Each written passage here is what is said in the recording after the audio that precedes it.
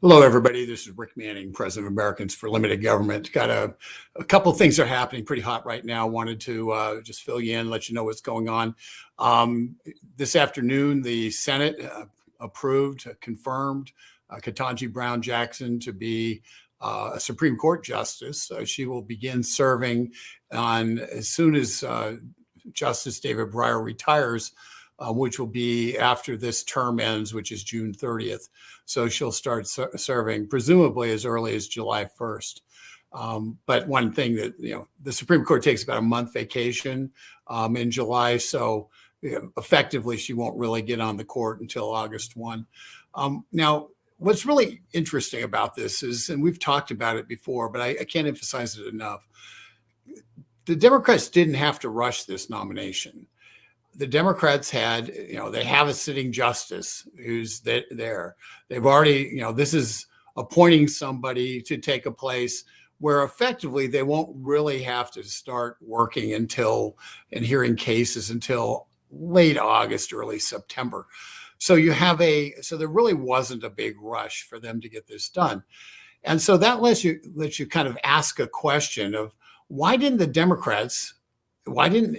Senate, why didn't three Republicans who voted for Ketanji Brown Jackson, why didn't Joe Manchin, who many Republicans seem to think is actually a conservative when he's not, why didn't they demand to get the records of what happened at the U.S. Sentencing Commission, where Ketanji Brown Jackson was making decisions as the vice chairman? She was weighing in every day on sentencing decisions. It was directly applicable to what she's going to be deciding. It would tell you her frame of consciousness related to decisions from a criminal defense perspective versus a prosecutorial perspective. It would have really added to what the Senate knew about this nominee. Instead, they were given literally nothing to go on. In fact, they got nothing more than they had already from approving her to be a member of the District Court of Appeals.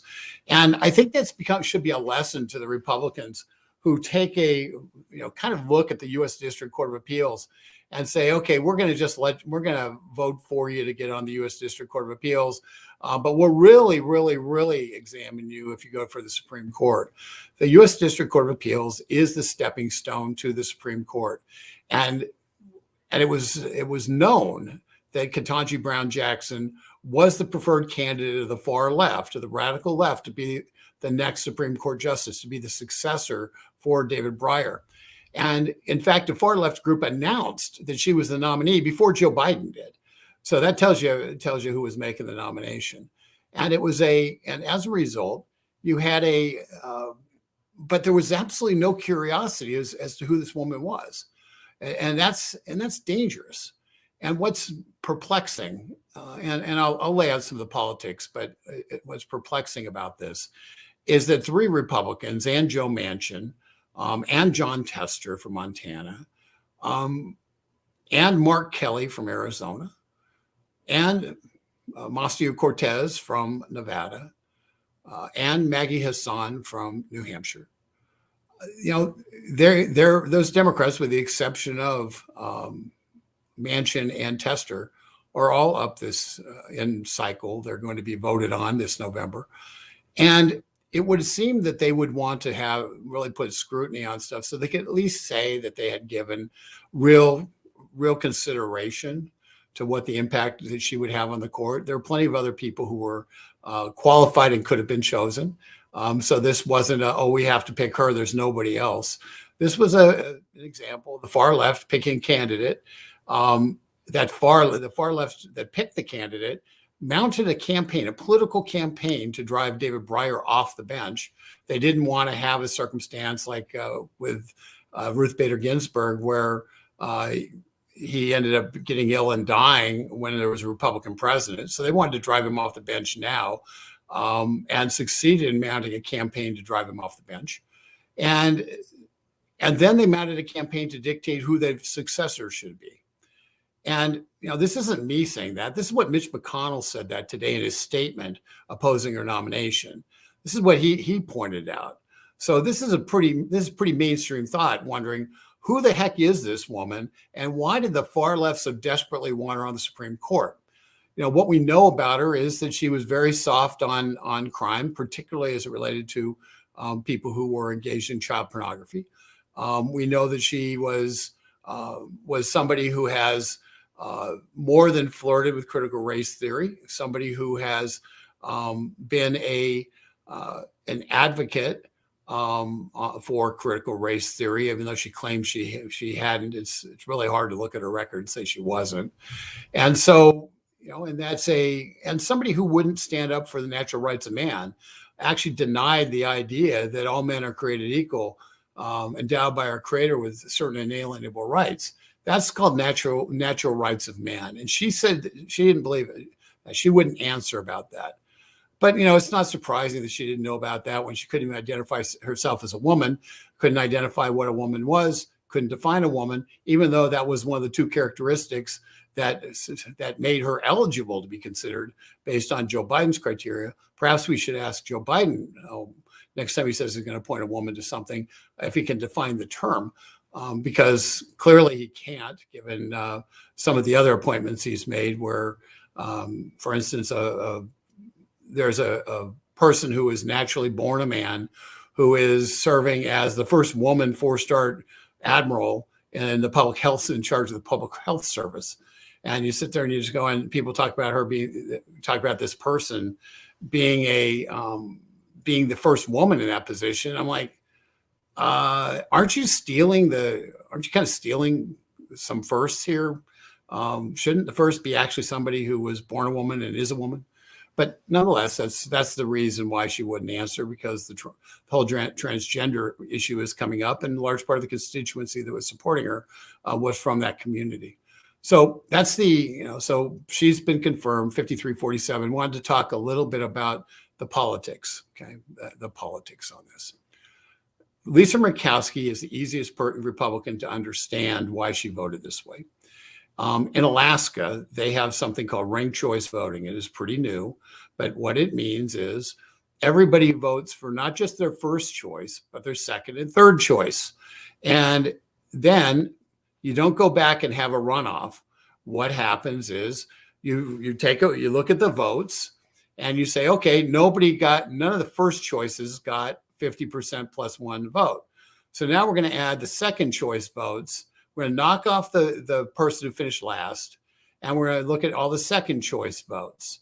And looking at the second choice votes, and we'll see if those add up along with the first choice votes to 50% plus one. So what that means is Lisa Murkowski is trying to thread the needle on a calculation. She is going to lose amongst Republican voters, and she's probably going to lose, she's probably going to lose not that in something that's not that close of an election. So she's going to lose amongst Republican voters, but it's not a traditional primary. She will then, her hope for winning, her plan for winning, is that she comes in second place, and that she is, in fact, named on all the Democrat votes as their second choice. And that way, she wins with a minority of the Republicans, and being the Democrats' second choice. And that's Lisa Murkowski's pathway to being reelected. And what that means for people, now let me tell you the danger point in that, in terms of from a partisan perspective, the dangerous game that Mitch McConnell and the National Republican Senatorial Committee are playing in supporting her, is that if she does a majority and get in second place, if she gets, let's say, the Republican gets 48% of the vote. I'm sorry, this has got to go away. Say the Republican gets 45% of the vote, but it's 75% of the Republicans, and Murkowski gets 25% of the Republicans. If the Democrat gets all the Democrat votes, the Democrat is likely to beat Murkowski in the first ballot, at which point the only thing that matters is how did Murkowski voters vote in the second slot? Did they vote for the Democrat or did they vote for the Republican? And that's where it gets interesting. So the needle she's trying to thread is she wants to come and make the race close enough in the Republican side that she's able to get significant enough Republican votes that she's able to come in second and then win based upon Democrat being second choice of the Democrats. And so as Alaska's going to get really interesting.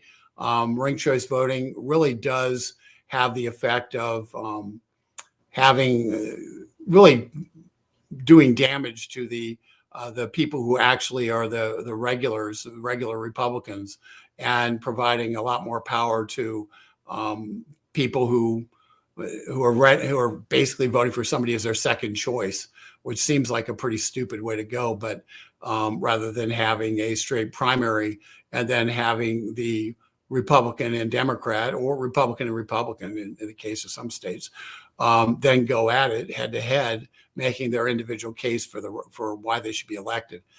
But this was a reform done. Reform, I use that term advisedly. This was a change done there's a bunch of billionaire foundation people from the left who are trying to make these changes because they're essentially look at it as a way to keep the Lisa Murkowskis in power and defeat the Ted Cruzes and the Mike Lees. And that's how they view it. That's why they're doing it. And it's why we need to oppose it everywhere it pops up. Other Republicans who voted for her were Mitt Romney, who has positioned himself as he views himself as the wizened head of the Republican Party, the responsible Republican, the one who's going to return civility back to Washington, D.C. And so Romney, who didn't vote for Ketanji Brown Jackson, didn't vote for her for the District Court of Appeals, amazingly then did vote for the Supreme Court. It's really, I'm sure the people of Massachusetts are very happy to have a third senator. I'm sure the people of Utah are very disappointed that they only have one senator. But fortunately, they've got a really good one in Senator Mike Lee, who needs to be reelected this year. And then the third Republican was Susan Collins. It always strikes me as odd. Susan Collins gave a very eloquent speech when she, after grappling with whether to vote for Justice Kavanaugh or not. And, after there were absurd, completely made up charges against Justice Kavanaugh, Susan Collins took those charges very seriously. She delayed the nomination until more could be found, or the confirmation until more could be found out. Went through a lot of hand wringing, trying to figure out whether or not she was going to vote for Brett Kavanaugh or not, eventually coming down and deciding to vote for Kavanaugh. And whether we like some of the votes Kavanaugh's made subsequently is neither here nor there. The fact is, she went through a lot more angst over Brett Kavanaugh's nomination than she did over Ketanji Brown Jackson's nomination. Ketanji Brown Jackson's nomination, she didn't care that none of the data get turned over, none of the records have been turned over. Didn't seem to bother her at all. Didn't seem to bother her that there was that we had a lot of her court cases were very troublesome. The entire aspect of critical race theory, nope, we can count that out. And so somehow she was able to much more easily vote for this Biden radical left nominee than she could Kavanaugh, who was basically a Bush type nominee, somebody who was a much more,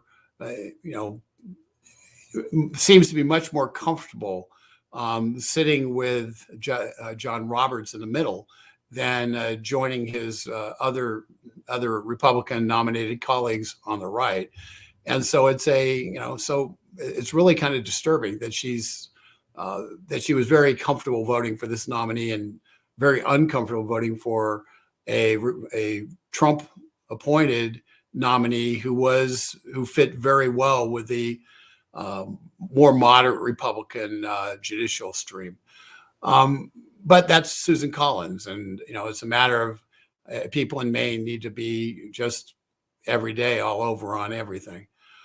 So that's, but the other piece of this, and I just want people to know this. Joe Manchin, yes, he stood up and said, you're not ending the filibuster, so you can't do all sorts of crazy stuff. Yes, he said, we're spending too much money and we're concerned about inflation.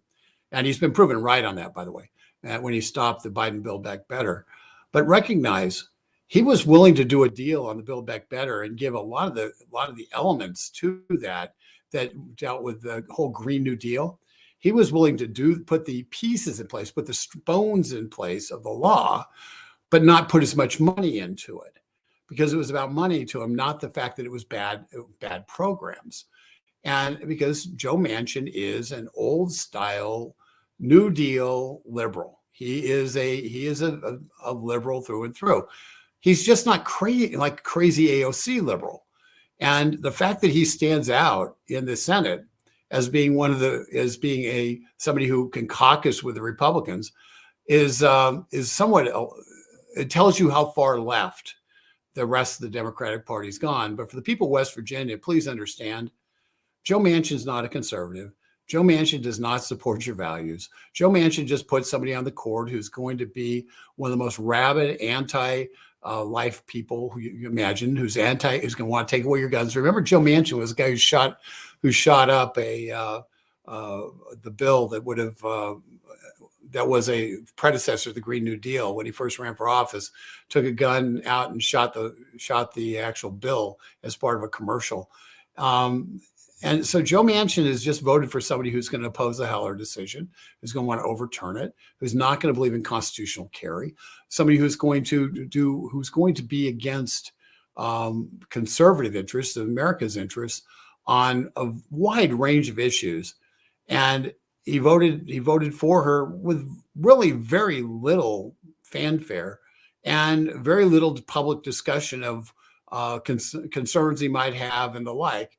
And that gives us pause. Just understand, in 2024, Ketanji Brown Jackson will have a record. And that record should be brought into play when Joe Manchin's up for election. He voted for her. We had John Tester, who voted for her from Montana. And he should be held accountable for that. And certainly, Murkowski this election cycle, and Collins 2 election cycles from now, and we have and Romney, who will be up in 2024 also, need to be held accountable. And quite honestly, this should cost Romney the nomination. This vote alone should cost Romney his nomination in Utah. And if it doesn't, then we need to do a better job of organizing in Utah. So that's kind of where we're at on it. I'm looking at some of the comments here, and I'm going to just go without putting some of them up necessarily. I'm going to go and just talk about some of them. A lot of people are disgraceful, pitiful. 3 disgraceful Republicans. We're screwed. I'm going to tell you something. It's in terms of the we're screwed. Ostensibly, you've still got a 5-4 majority, a 5-3 vote in the Supreme Court on most issues, and with Roberts somewhere wavering and waffling in the middle. And as a result of that, Ketanji Brown Jackson, when you compare her to David Breyer, let me tell you why losing David Breyer off the court right now is significant for the Democrats, and replacing him with a radical hurts them in the short term. I don't know what's going to happen long term. In the short term, the Supreme Court, these 9 people have relationships. They develop relationships and respect over time. They know who they listen to each other's arguments, and they kind of can convince each other and move people towards nuances on their legal arguments. It really is one of the few places. They don't do this in the Senate. They don't do this in the House. This is one of the few places where people think high thoughts, big thoughts about what the law means. And they attempt to create, to come up with 5 votes that consolidates those big thoughts into decisions. And so they think about things in a much, the way we think and we hope that members of Congress think about votes, but they don't. But truthfully, we don't get many high-minded debates on the Senate floor like you might have seen. There aren't a lot of Daniel Websters sitting in the Senate. There's a Daniel Webster in the House, but a different guy. The Daniel Webster I'm talking about is from Massachusetts back in the 1800s, but who are just great orators. We don't really have that in the Senate right now. And if we do, we certainly don't see them. We don't see big debates about big issues in the Senate. And that's what the Senate's supposed to be. And we just don't see that anymore. So this is the one place, the court is the one place where this high-minded thinking occurs. And David Breyer, I'm sorry, not David Breyer, just Stephen Breyer. I think it's David Broder, Washington Post guy. But Stephen Breyer is one of those guys who can really mix it up in that kind of debate, really smart, respected by his colleagues. And as a result of that, he had the capacity to move people like John Roberts to his position. He had the capacity to win over others in terms of a philosophical debate about the law, and in a high-minded way. And and these aren't political votes per se. They are votes about what the law is and what the precedent says and how you have to apply the precedent. And these and so they're big discussions, or they're actually big deals. Breyer was able to move people. He had respect. He'd been there a long time. He knew how the game was played. And he had the ear of some of the more conservative jurists. Ketanji Brown Jackson isn't going to have any of those advantages. And she's going to have to prove herself to be able to fit into that mix. And by Ketanji Brown Jackson replacing Breyer, you really now have only one of the Democrat appointees who's really, this is outside looking in based on what I've heard, not based on and no inside information, but just the appearances from the outside and some of the decisions that have been written. Elena Kagan is the only one on the left who seems to have the ability right now to do that, to really move minds on the right. And her ability is nowhere near what Breyer's was. Ketanji Brown Jackson, at least immediately, is not going to be able to do that. And as a result, you may find that because there's a lack of intellectual, I'm not going to say firepower, I'm going to say kind of relationships, the deep relationships between people who think very deeply about the law, it'll be much easier and it'll be much more difficult for John Roberts to find his way to voting on the left. And that will make for some better decisions moving forward. So don't despair over Ketanji Brown Jackson. It is a problem, but but it's not a problem that we really need to be too concerned about. It'll happen. Well, the fact is, you still have 6-3, so that is a good thing. Hold on, I got somebody call me. David. Okay. So that's what we have. My office was calling me and wanting to talk to me, and they know I'm on this live stream, which greatly concerns me. I wonder if you guys can hear me. Let's see here. Let's see. Anybody? If you guys can't hear me, give me hit me with a note on the comments. If you can't hear me, trying. I don't know what that means.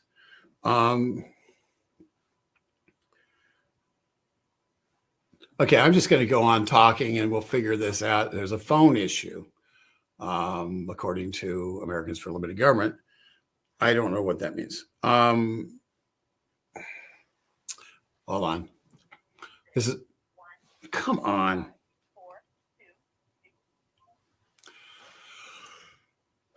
Okay, I'm just going to keep going. If it's nothing, I'm going to talk. If there's nobody out there who can hear me, then we'll just deal with it. Good. Thank you, Terry, for letting me know.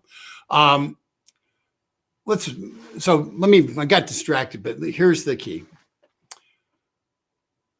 We have people who view the law through the lens of looking at what the Constitution actually says rather than what they would like for it to say. looking at what the Congress actually writes in laws, as opposed to what they would wish the Congress would write, are still in control of the Supreme Court. That hasn't changed. The one thing that's changed with Ketanji Brown Jackson is we have somebody who we know is an extreme radical who's been put on the court, and she's been put on the court for the next 30 years until death do us part. And so we're going to have this radical on the court for a long, long time. And over the long haul, that's very concerning, particularly since the pendulum swings both ways. And if you get a liberal majority on the court, she may be very influential. But in the short term, she's not going to be as influential because she doesn't have the relationships. And quite honestly, she hasn't proven that she has the ability to move minds when it comes to deep legal arguments, whereas Breyer did. So that's where we get so don't despair. It's frustrating. It's irritating. But it is, I don't believe it is the death of the country. Handicap.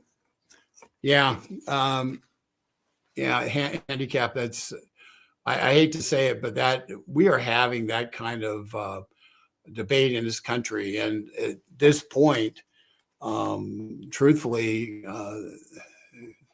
the people who felt very comfortable in Sodom and Gomorrah are winning that debate. But I'm hopeful that some of the courts will in fact make a difference. So now let me give you something in the judicial front. I was going to talk about this later, but there's some real good news in the judicial front. And I don't want to miss that based on this KBJ news, but it happened about a couple of days ago. And it's a case that most people haven't heard, didn't follow it.